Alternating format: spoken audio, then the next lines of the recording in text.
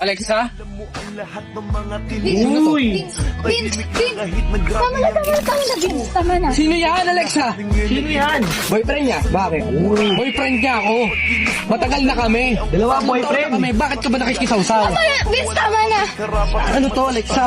Vince, mas mahal ko siya. Aray! Mahal? Kailan mo lang nakilala yan, mas mahal. Mayo ka sa kanya, pre. Ginawa ko lahat sa'yo, Alexa. Binigay ko lahat sa'yo. Wala akong pakialam kung binigay ko lahat. Lahat ng pangangailangan mo, binigay ko. Oo. Ba't mo nagawa sa akin to, ha? Mas mahal ko siya kaysa sa'yo. Kasi lagi ka na nagtatrabaho. Wala ka ng oras sa akin. Baka sa ating dalawa yun.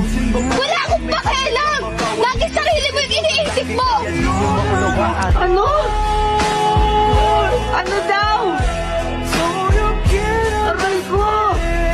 Madalas ganito pa talaga yung mga dahilanan, no? Parang ikaw pa yung may kasalanan kung bakit siya nagkaroon ng bago. Minsan matuto rin tayong tanggapin yung katotohanan na kapag nahuling nagloko ka, tanggapin mo na. Hindi yung isisisi mo pa dun sa taong niloko mo na nga, parang siya pa yung nagkamali at gumawa ng masama.